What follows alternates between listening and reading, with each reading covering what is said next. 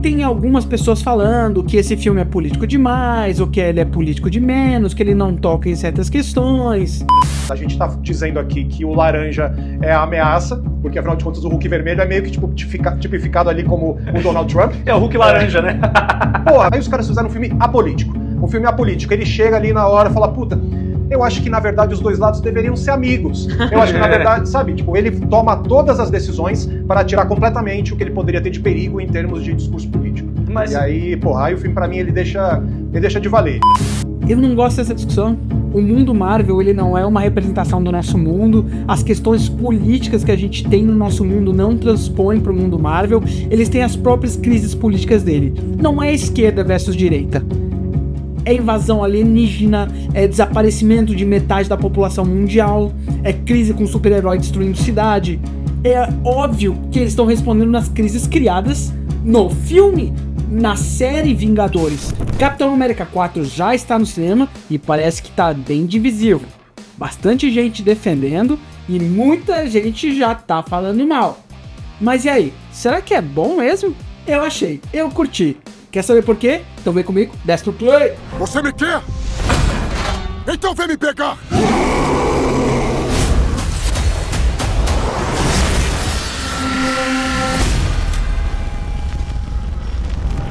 Pois é, tem um burburinho aí rolando que esse filme é ruim, né? Na verdade, esse burburinho já tá rolando muito antes do filme acontecer. Ele passou por um histórico complicado de refilmagens, ele tem toda uma questão de ser o primeiro filme do Capitão América sem o Steve Rogers, e aí isso já vinha com uma certa crítica. Já tinha bastante gente anunciando o fracasso desse filme antes mesmo de a gente ter um primeiro trailer. E, pra falar a verdade, essas previsões não são tão injustificadas assim. A Marvel, recentemente, desde o Ultimato, o Vingadores Ultimato, não tem demonstrado lá grande qualidade ou sequer uma linha mestra, um objetivo claro do storytelling que eles estão querendo trazer pra gente. Então a gente viu muita coisa ruim aí nos últimos anos, e o pessoal vindo nessa linha aí achou que o Capitão América 4 era uma bomba anunciada. Ciente, Carvalho. Já avisei que vai dar merda isso. E eu não sei se esse filme vai ter um bom resultado na bilheteria. Mas, entre todos esses novos filmes, ele é um filme bem bom sim. Então a trama desse filme se resume a um novo movimento mundial, porque existe aquela ilha lá do Celestial dos Eternos que ficou lá, e parece que ela tem um monte de coisa lá dentro, que pode melhorar a tecnologia, avanços para a humanidade, e aquilo ali fica no Oceano Índico, perto do Japão. E aí os países estão todos tentando costurar um acordo para que todo mundo possa explorar igualmente o que é que saia dali. Só que tem uma conspiração dentro do governo americano que está tentando furar esse acordo e promover uma guerra entre todos esses países. E aí recai sobre esse novo Capitão América impedir esse golpe de Estado interno que pode provocar uma nova guerra mundial. Se preparem.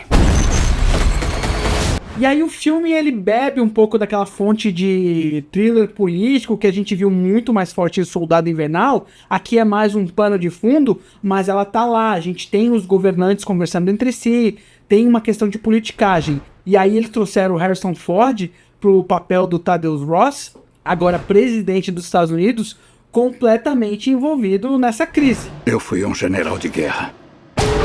Agora sou um presidente de guerra. E ele e o Sam Wilson já tem uma certa rixa antiga, porque o Thaddeus Ross prendeu ele em Guerra Civil. Então eles estão tentando construir um caminho novo para trabalharem juntos, mas acaba que eles não se dão bem e um acaba suspeitando muito um do outro. Você não é o Steve Rogers. Tem razão. Eu não sou. Toda essa trama funciona super bem num contexto de filme de super-herói. Eles não se aprofundam muito nas crises políticas, é claro, porque não é a proposta do filme, né? Ser um filme para falar sobre relações internacionais. É um filme de super-herói em que usa essas coisas para propor cenas de ação, cenas de aventura, para que o super-herói possa responder a elas. E as cenas de ação são bem interessantes, são bem legais. Cara, o Sam Wilson como o Capitão América, ele é um excelente Falcão. É duro dizer, mas é verdade. A gente não sente que ele é um Capitão América, sabe? Ele tem lá o símbolo no peito, todo mundo chama ele de Capitão América, mas a gente tá acostumado, não com o Steve Rogers em si, mas o ícone do Capitão América, os poderes, sabe? É como você pegar o Homem-Aranha e agora o Homem Elástico é o Homem-Aranha, sabe? Você pode colocar o uniforme do Homem-Aranha no Homem Elástico. Enquanto ele se estica, ele ainda é o Homem Elástico. O nosso Capitão América que tem asas e ele luta como Falcão. Então não é a questão do ator ou essa questão racial que muita gente apontou como sendo um grande problema do filme, mas eu acho que os poderes, a resposta desse personagem à ação, ele é o Falcão. Mas isso não é uma fraqueza do filme. A gente, pela primeira vez, tem um filme focado no Falcão, ele explorando as habilidades físicas dele, as habilidades da armadura dele, porque é uma armadura, em conjunto com o escudo, são muito bem resolvidas e muito legais. A cena do Falcão contra os 2 jatos militares, top, animal. Cara, fiquei impressionado. Eu tava vendo um filme com um certo temor, porque muita gente tava anunciando um grande problema, e a hora que eu tava vendo o Falcão lutar contra os 2 jatos, eu parei... Cara, eu não sei porque vocês estão reclamando. Eu tô achando isso aqui animal.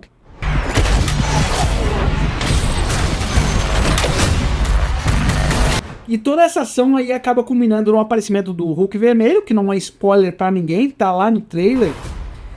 Embora eu entenda porque tá no trailer pra trazer mais gente pro cinema, mas seria uma surpresa excelente se a gente não soubesse e descobrisse no filme.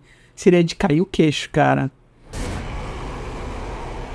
E é legal, a solução que eles mostram para o aparecimento do Hulk vermelho e o enfrentamento dele contra o Sam Wilson é super bacana, assim, eu curti mesmo, curti de ver.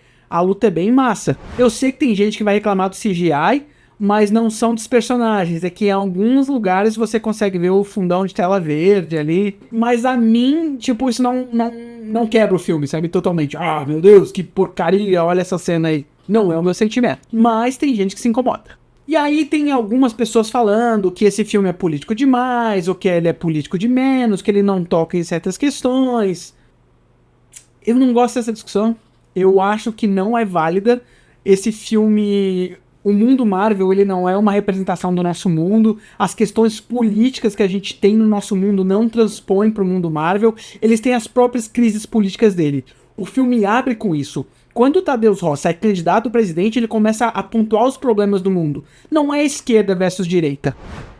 É invasão alienígena, é desaparecimento de metade da população mundial, é crise com super-herói destruindo cidade. É outro mundo, sabe? As nossas crises não se aplicam lá. É óbvio que eles estão respondendo nas crises criadas no filme, na série Vingadores, em todos os outros filmes que a gente viu. São aquelas crises que estão sendo respondidas. É sobre aquele diabo, aquele monstro gigante no meio do mar petrificado.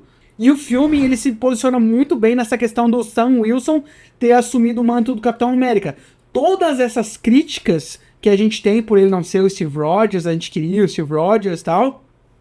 Eles não escondem nada disso no filme, eles vão lá e falam. E ele não fala pra outro personagem, ele fala pra você. A câmera tá na cara do ator e ele tá falando com a audiência. Então ele vai lá e fala, pô, é pressão, cara. Eu tenho que fazer tudo certo. Às vezes eu sinto que eu não mereço. Isso aqui é difícil mesmo. Talvez fosse mais fácil eu desistir. É uma conversa muito metalinguística, porque ele tá falando sobre o personagem dentro e fora do filme. E a forma que eles fazem é bonita. Porque não é só ele se justificando... É que tá acontecendo aqui, como o Falcão, ele olhava pro Steve Rogers como um modelo, agora tem outras pessoas que olham o Falcão como um modelo. Então essas pessoas estão olhando pra ele, cara, como é que tu consegue ser perfeito o tempo todo? Como é que tu dá tudo de você o tempo todo? Como é que você tá sempre ali, ó? Você é um exemplo pra todos nós. E eu não consigo ser que nem você. Eu queria ser que nem você, Sam Wilson. E aí o Sam Wilson se toca, cara, é assim que eu me sinto. O que vocês estão falando pra mim é o que eu falo pro Steve Rogers. Talvez nesse momento ele percebendo que o Steve Rogers talvez sentisse essa pressão também. Que o Steve Rogers também tivesse essas inseguranças. Mas como ele tinha uma missão, ele não demonstrava, ele estava correndo atrás. E aí o Sam Wilson, ele percebe isso e ele meio que resolve também. Então a gente tem um filme de super-herói com uma ação muito foda, a gente tem um contexto político super interessante, atores muito bons, e um filme que se preocupa em estar dentro do universo Marvel. Sem puxar para ideologias externas, ou tentar fazer acenos, ou ensinar a audiência a se comportar da forma certa, como alguns filmes antigos da Marvel tentaram. Então eu não quero me juntar às pessoas que estão reclamando disso, porque pra mim esse é o caminho certo. A gente tem um filme de entretenimento divertido que se importa com o roteiro. 1000 vezes eles continuar nesse caminho do que no caminho que eles estavam antes. Então é isso, esse é talvez o segundo, no máximo terceiro acerto da Marvel desde a série Ultimato. Eu fiz um vídeo aqui falando do Deadpool Wolverine, que eu tenho certeza que todo mundo gostou. E se você quiser ver o que eu tenho pra falar sobre isso, o vídeo tá bem aqui. Mas além de falar de super-heróis, falamos de muitos outros filmes por aqui, então fica com a gente. Muito obrigado por assistir até o final e até o próximo vídeo. Você não é o Steve Rogers. Tem razão. Eu não sou.